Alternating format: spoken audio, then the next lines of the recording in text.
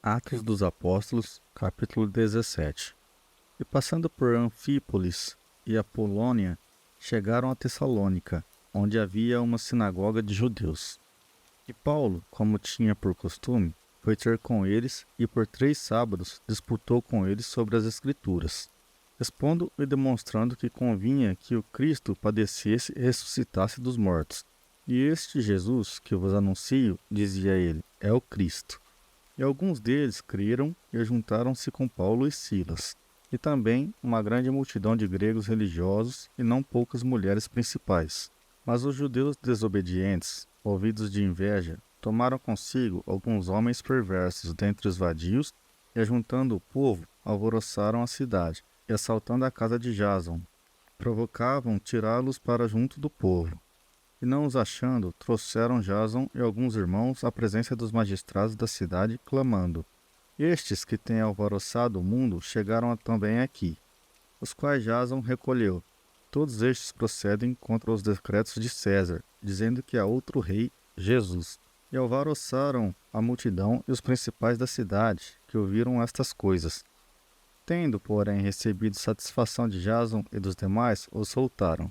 E logo os irmãos enviaram de noite Paulo e Silas a Bereia. E eles, chegando lá, foram na sinagoga dos judeus. Ora, estes foram mais nobres do que os que estavam em Tessalônica, porque de bom grado receberam a palavra, examinando cada dia nas Escrituras se essas coisas eram assim.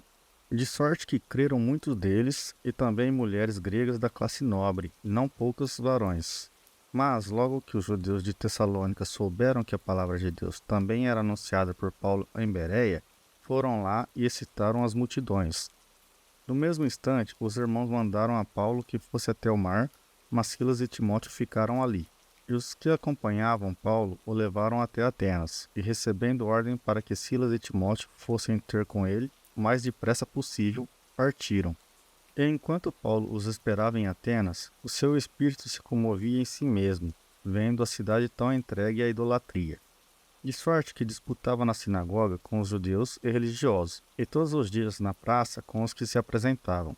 E alguns dos filósofos epicureus e estoicos contendiam com ele. Uns lhe diziam: Que quer dizer este paroleiro? E outros: Parece que é pregador de deuses estranhos, porque lhes anunciava Jesus e a ressurreição. E tomando-o, o levaram a Areópago, dizendo: Poderemos nós saber que nova doutrina é essa de que falas? Pois coisas estranhas nos trazes aos ouvidos. Queremos, pois, saber que vem a ser isto. Pois todos os atenienses, estrangeiros residentes, de nenhuma outra coisa se ocupavam, senão de dizer e ouvir alguma novidade. E estando Paulo no meio do Areópago, disse: Varões atenienses, em tudo vos vejo um tanto supersticiosos, porque, passando eu e vendo os vossos santuários, achei também um altar em que estava escrito: Ao Deus desconhecido. Esse, pois, que vós honrais, não o conhecendo, é o que eu vos anuncio. O Deus que fez o mundo e tudo o que nele há, sendo o Senhor do céu e da terra, não habita em templos feitos por mãos de homens. Tampouco é servido por mãos de homens, como que necessitando de alguma coisa, pois ele mesmo é quem dá a todos a vida e a respiração e todas as coisas.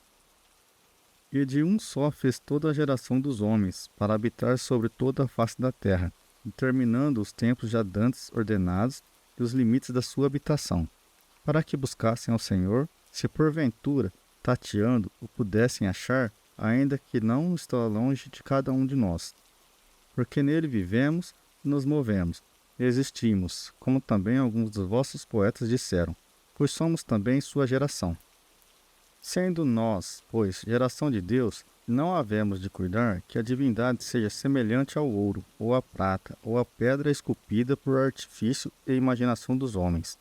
Mas Deus, não tendo em conta os tempos da ignorância, anuncia agora a todos os homens, em todo lugar, que se arrependam, porquanto tem determinado um dia em que com justiça há de julgar o mundo, por meio do varão que destinou, e disso deu certeza a todos, ressuscitando-o dos mortos. E como ouviram falar da ressurreição dos mortos, uns escarneciam, e outros diziam: Acerca disso te ouviremos outra vez. E assim Paulo saiu do meio deles. Todavia, chegando alguns varões a ele, creram, entre os quais Dionísio, o Areopagita, e uma mulher por nome Damares, e com eles outros,